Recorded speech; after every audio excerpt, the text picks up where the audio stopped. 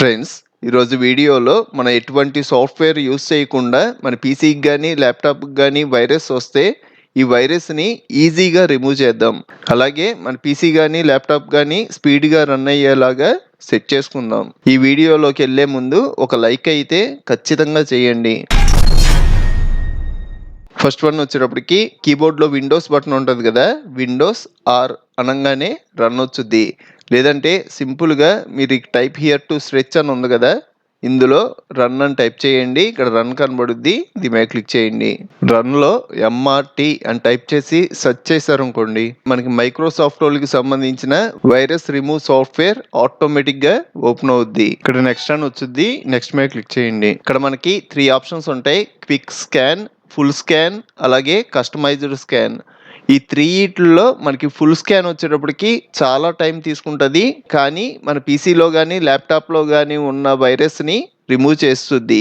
నాకు ఇది చాలా టైం పడుతుంది, నాకు ఇంత టైం పట్టకూడదు, తొందరగా రిమూవ్ అయిపోవాలి అంటే ఇక్కడ క్విక్ స్కాన్ అని ఉంది కదా, ఇది యూస్ చేయండి. నేనైతే ఫుల్ స్కాన్ అని ఉంది కదా, దీన్నే సజెస్ట్ చేస్తాను. ఫుల్ స్కాన్ పెట్టి నెక్స్ట్ అన్నారు అనుకోండి, ఇక్కడ మనకి ప్రాసెసింగ్ స్టార్ట్ అవుద్ది. మన పీసీలో ఉన్న ఫైల్స్ అన్నిటిని సెర్చ్ చేసుద్ది. అందులో ఏమైనా వైరస్ ఫైల్ ఉంటే ఆ వైరస్ ఫైల్ని చూపెట్టుద్ది. క్యాన్సిల్ అంటున్నా.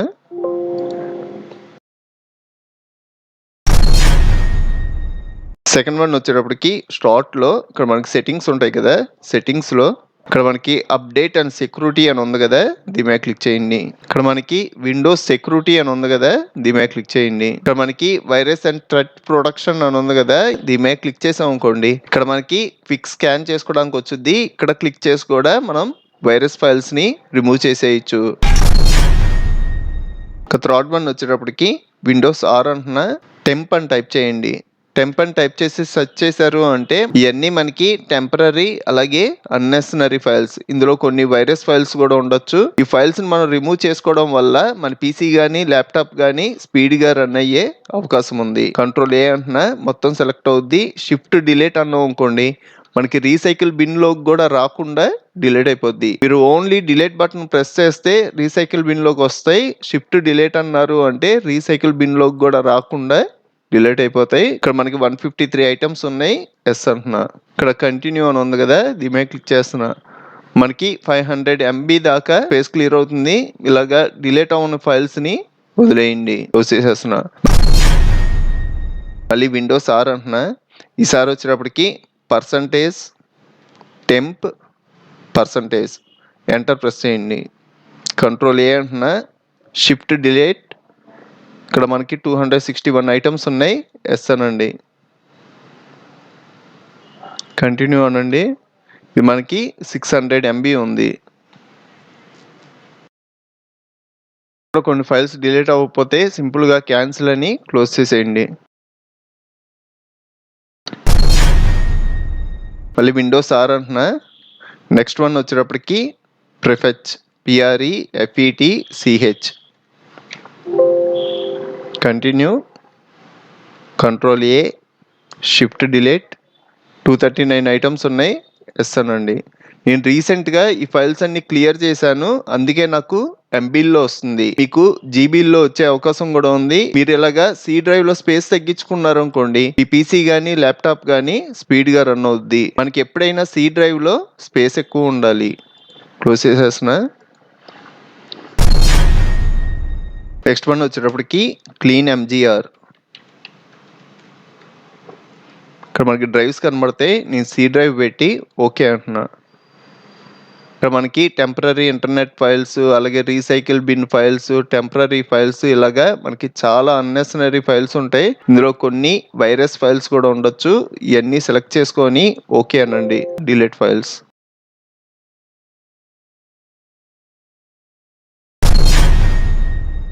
అలాగే మీరు ఇంటర్నెట్ ఎక్కువగా యూస్ చేస్తారు కదా, మనకి బ్రౌజర్ల ద్వారా కూడా వైరస్ వచ్చింది. మీరు యూస్ చేసే బ్రౌజర్ ఓపెన్ చేసుకొని ఈ కార్నర్ లో మనకి 3 డాట్స్ కనబడుతున్నాయి కదా, దీని మీద క్లిక్ చేయండి. ఇక్కడ మనకి హిస్టరీ అని ఉంటది, హిస్టరీ మీద క్లిక్ చేయండి.